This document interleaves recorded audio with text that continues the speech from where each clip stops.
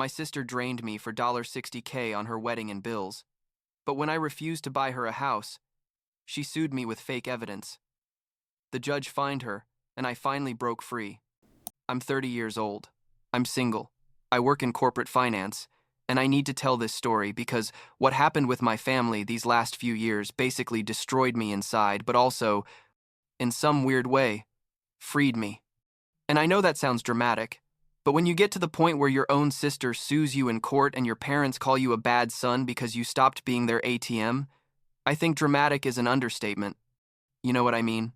I guess I should start from the beginning so everything makes sense. I'm the oldest, Matthew, and my sister Lindsay is 26 now, so like 4 years younger than me. We grew up in a middle-class family. Nothing special. Dad worked in sales, Mom was an administrative assistant. We lived in a decent house in the suburbs, you know, the typical suburban lifestyle. But ever since we were kids, Lindsay was always the favorite, the golden child, the one who could do no wrong. I got good grades, behaved well, helped around the house, and was basically invisible. Lindsay got straight C's, got in trouble at school, and my parents defended her saying she was creative or had a free spirit or some excuse like that. Don't get me wrong, I loved my sister when we were kids, but there was always that obvious favoritism that everyone in the family pretended not to see. When I got out of college, I got a decent job, moved into my own apartment, and basically dedicated myself to making my own life. Lindsay, on the other hand, stayed living with my parents until like 24, working part-time at different stores, not paying rent, not paying anything really. By then, I was already earning well. I wasn't a millionaire or anything, but I was doing pretty good and had managed to save a little because I'm one of those people who plans everything, who has their emergency fund and stuff like that. And I think that's where this whole mess started. When my family realized I had money, and it all began like 3 years ago when Lindsay met Derek somewhere. I think at a bar or on Tinder. I don't remember well. Derek is 28 now.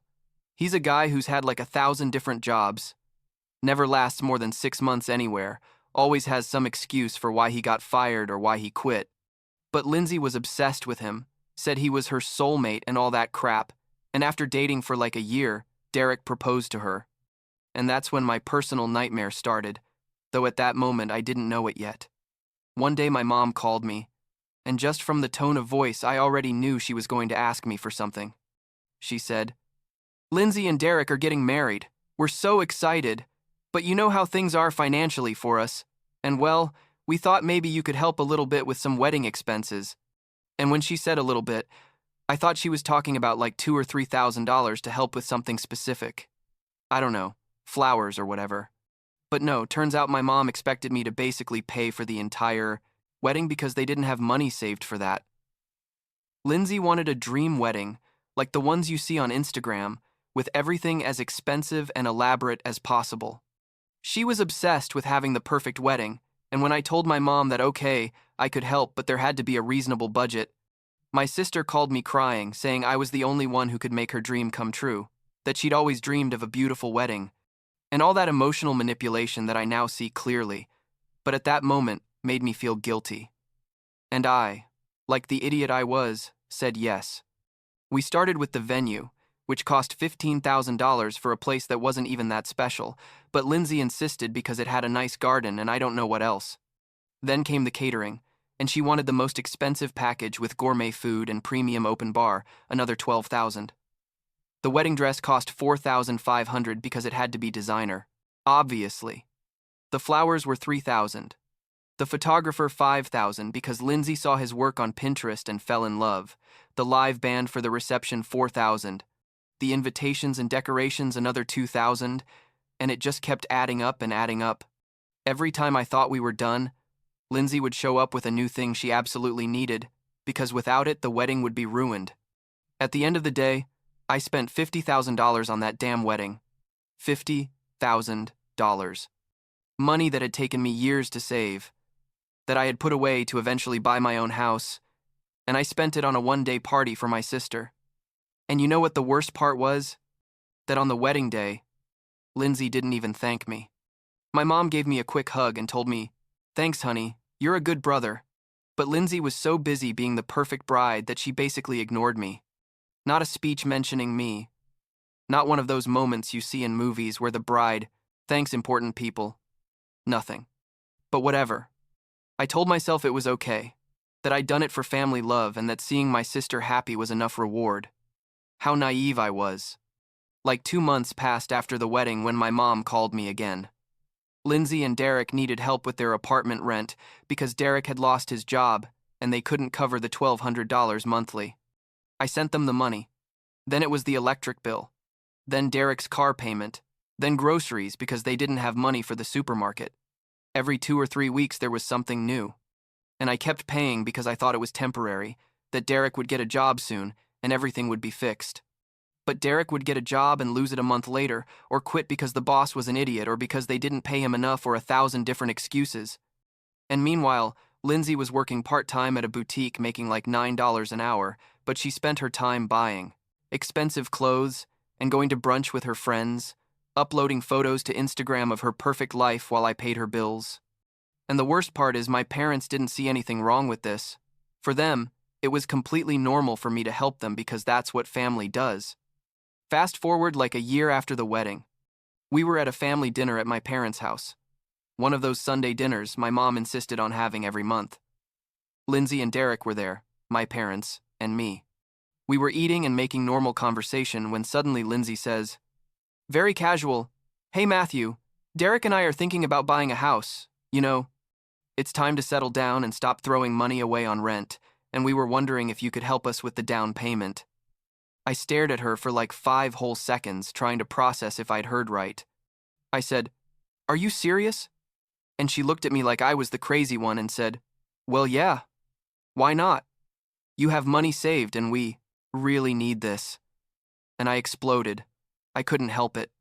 I told her I'd already spent over $60,000 on her counting the wedding and all the months I'd been paying her bills, that it wasn't my responsibility to finance her entire life, and that if they wanted a house, they needed to work and save like everyone else does.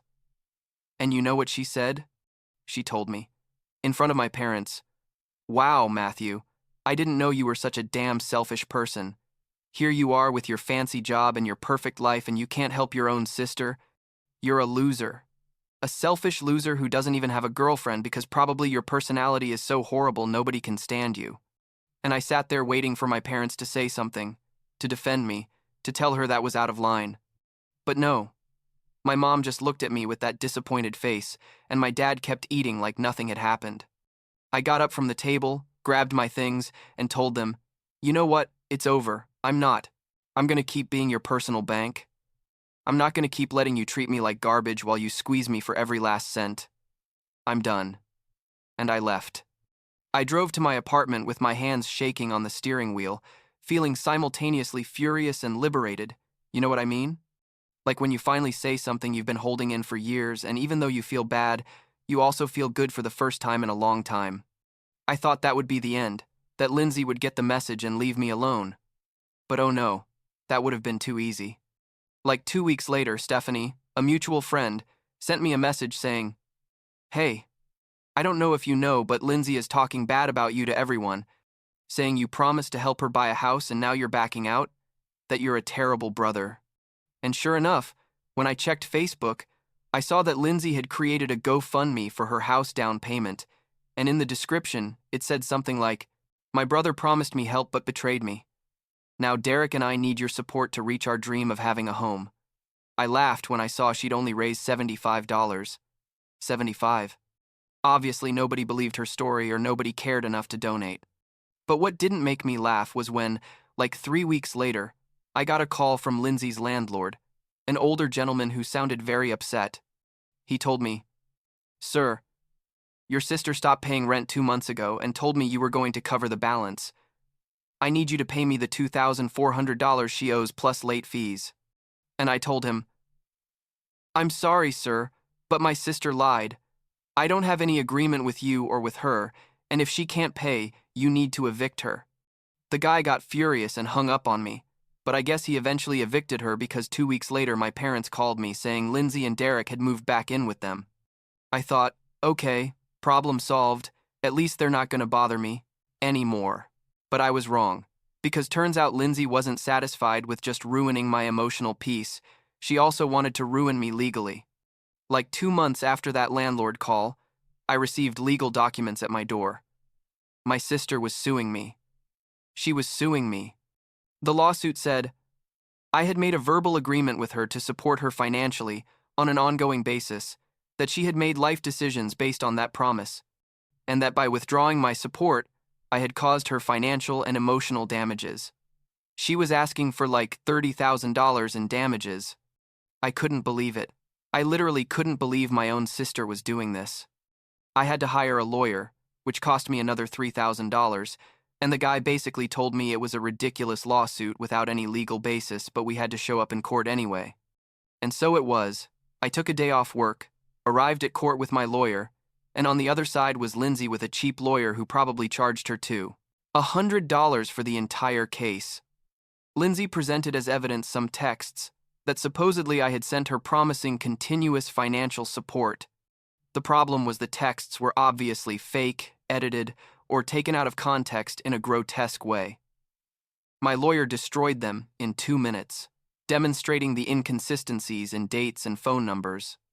The judge, a woman like 50-something who looked fed up with being there, listened to the whole case for like 40 minutes and then said, Miss, this lawsuit is frivolous, and you're wasting this court's time. Case dismissed. And I'm also going to impose a $1,000 fine on you for presenting fraudulent evidence. Lindsay started crying right there in court, saying it was unfair, that I was her brother and had an obligation to help her, and the judge just told her to leave. I walked out of there feeling vindicated, but also incredibly sad. Because how did we get here? How did we get to the point where my sister sues me in civil court with fake evidence? I drove to my apartment and cried, for the first time in years. Not from sadness exactly, but from pure emotional exhaustion. After that, I thought, well, now it's really over. There's no way this can get worse. But the universe had other plans because, like 2 months after the court thing, my parents called me, and it wasn't to apologize or to ask how I was after their favorite daughter sued me, no. They called me because Lindsay had maxed out all their credit cards, like $15,000 between the 2 cards, buying who knows what garbage, and now my parents couldn't even pay the minimums. They asked me to lend them the money to pay off the cards. I told them no, absolutely not, that it was time for everyone in that family to learn to live with the consequences of their actions. My dad told me, "You're a bad son," and hung up on me. That's when I blocked their numbers. My parents, Lindsay's, Derek's, all blocked on my phone and on all my social media. I sent them one last email telling them I didn't want to know anything about any of them unless they were literally dying in a hospital, and not to contact me again. And for like 6 months, there was peace. Beautiful silence. I was able to focus on my work. I started going to therapy because obviously I needed to process all this crap, and I began rebuilding my life without the constant weight of my family's financial and emotional demands. But Lindsay, being Lindsay, couldn't leave me alone. Like 3 months ago, she called me from an unknown number, so I answered, thinking it was work. And there she was, with her all sweet and manipulative voice, telling me, "Hi, Matthew. It's me. I know you said you didn't want to talk, but I need you to listen to me. I've been thinking a lot and I realized I was a bad sister. I really am sorry, and I miss my brother. I miss our relationship."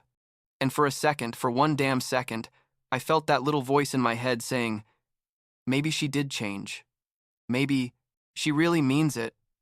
But then she said, "And well, Derek and I are going through a very difficult time financially. We're still living with Mom and Dad, and they're struggling too. And I thought maybe you could help us just this one last time." I hung up on her. I didn't even say anything. I just hung up and blocked that number too. And you know what? I felt incredible. For the first time in my life, I could say no to my family without feeling guilty, without feeling like I was a bad brother or a bad son. Because I finally understood it wasn't my responsibility to fix their problems, especially when they didn't even see me as a person but as an ATM with optional feelings. Today I have my own house. I bought it like 6 months ago. A small but nice house in a quiet neighborhood. I paid the down payment with the money I was able to recover from my savings after all the mess with Lindsay. My bank account is finally healthy again. I have my emergency fund rebuilt, and for the first time in years, I don't have that constant stress of wondering when the next call, asking for money is going to be. I haven't spoken to any family member in months, and honestly, my life is much more peaceful this way. Do I feel sad sometimes? Yes, of course, because part of me misses the idea of having a functional family. But the reality is that family never really existed. It was just a fantasy I'd believed in.